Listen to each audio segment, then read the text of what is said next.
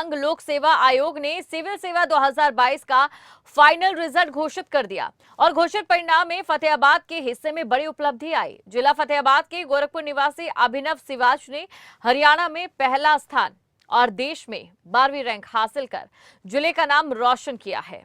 तो ये आपको बता दें, अभिनव सिवाच जिन्होंने हरियाणा में पहला स्थान और देश में 12वीं रैंक हासिल कर जिले का नाम रोशन किया है।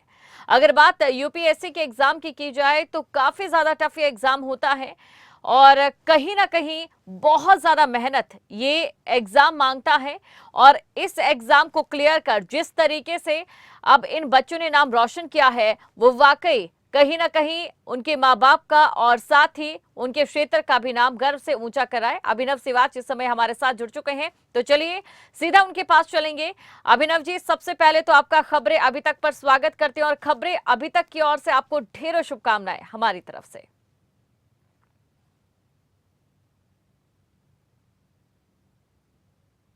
थैंक यू मैम, आपका और आपकी पूरी टीम का बहुत बहुत धन्यवाद। बिल्कुल। अभिनव देखिए, अगर बात यूपीएससी को लेकर करें तो यूपीएससी को लेकर अक्सर जो स्टूडेंट होते हैं, जो अभ्यर्थी होते हैं, उनमें एक डर रहता है कि यूपीएससी का एग्जाम बहुत ज्यादा टफ है, जो कि है भी। लेकिन कैसे आपने इसे क्रैक किया?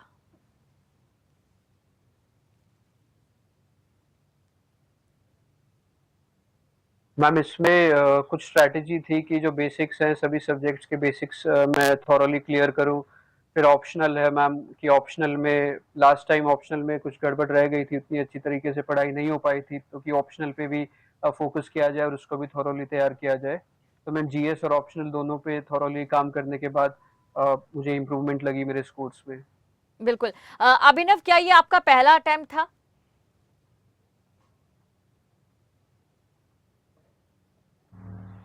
नहीं मैम, मेरे फर्स्ट अटेम्प्ट में मैं डैनिक सर्विस में सिलेक्शन हो गया था और मैं एसडीएम अंडर ट्रेनी अभी पोस्टेड हूँ दिल्ली में। जी।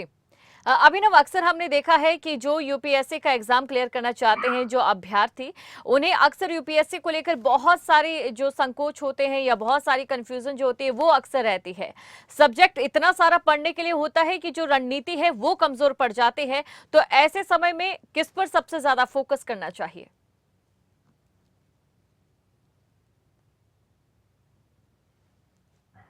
मैम इसमें एक रोड मैप, एक स्ट्रैटेजी बनानी चाहिए स्टूडेंट्स को टाइम के साथ कि डिफरेंट डिफरेंट सब्जेक्ट्स हैं, इनको इतना टाइम दे, जनरल स्टडीज के चारों पेपर्स को इतना टाइम दे, ऑप्शनल को इतना टाइम दे, और उसे फिर एक डिसिप्लिन तरीके से उसको एग्जीक्यूट करना चाहिए ताकि कोई लैप्स ना हो उसमें। और अगर वैसा हो जाता है तो फिर मैम यूपीएससी ईजी हो जाता है, यूपीएससी का प्रोसेस।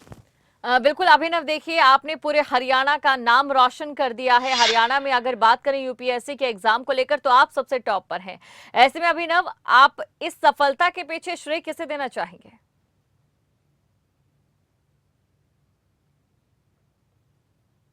मैं इसमें परमात्मा का, भगवान का, माता पिता का, परिवार का, दोस्तों का और समाज का देना चाहूँगा, जिनसे मुझे मोटिवेशन मिली और ये सफलता का पायदान हासिल किया मैंने। अभिनव, अक्सर ऐसा होता है कि हमें पढ़ाई करने के लिए एक अपना रूटीन सेट करना पड़ता है, कई घंटों की मेहनत होती है ये दिन की। आप कितने घंटे पढ़ाई किया करते थे?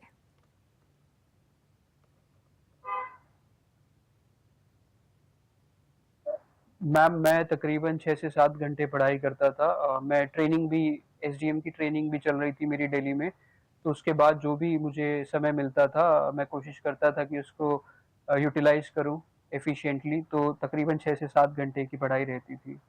बिल्कुल। अभिनव, क्योंकि आप जैसे अब अधिकारी हमारे भारत में हमारे साथ जुड़ेंगे, तो ऐसे में एक सवाल मैं आपके भविष्य से जुड़ा ये पूछना चाहती हूँ और साथ ही देश के भविष्य से भी जुड़ा मैं पूछना चाहती हूँ, क्योंकि हमने देखा यूपीएससी में ज्यादातर अगर बात करें जो महिला दावेदार हैं, उनकी जो संख्या है लगातार बढ़ती जा रही है साल 2000 के बाद। लेकिन कहीं ना कहीं जो सरकारी पद हैं उन पर उन महिलाओं की हिस्सेदारी सिर्फ 13% है। इसे आप किस तरीके से देखते हैं?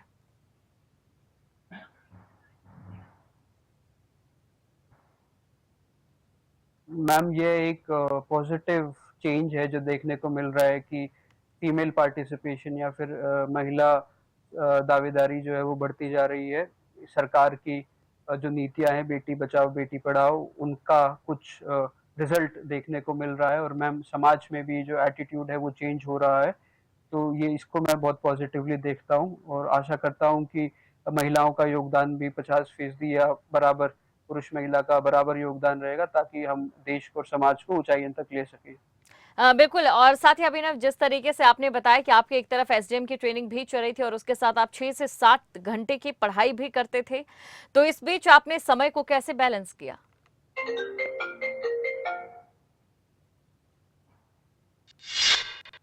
मैम इसमें सुबह ट्रेनिंग पे जाने से पहले और शाम को ट्रेनिंग से आने के बाद जो समय मिलता था उसे मैम मैं यूज़ करता था। सेकेंडली जो भी टाइम अमूमन हम वेस्ट कर देते हैं सोशल मीडिया में जी। या इधर-उधर, मैं कोशिश करता था कि वो टाइम वेस्ट ना हो और उसको भी कहीं न कहीं यूटिलाइज़ किया जा सके। अभिनव, एक आखिरी सवाल मैं आपसे ये जानना चाहूंगी कि अभी भी बहुत से अभ्यर्थी हैं जो यूपीएससी को लेकर तैयारी कर रहे हैं, उन्हें आप अपनी ओर से क्या संदेश देना चाहेंगे?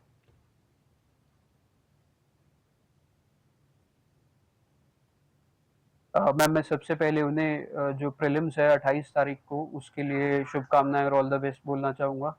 और मैं चाहूँगा कि वो भी एक स्ट्रैटेजी बनाएँ, क्लैरिटी ऑफ थॉट लाएँ प्रिपरेशन में और उसे फिर इम्प्लीमेंट करें और हिम्मत ना हारें, निराश ना हों, वे भी ज़रूर एक दिन सफल होंगे। बिल्कुल अभिनव, आपसे बातचीत कर बहुत अच्छा लगा। खबरें अभी तक की ओर से एक बार फिर से आपको शुभकामनाएं।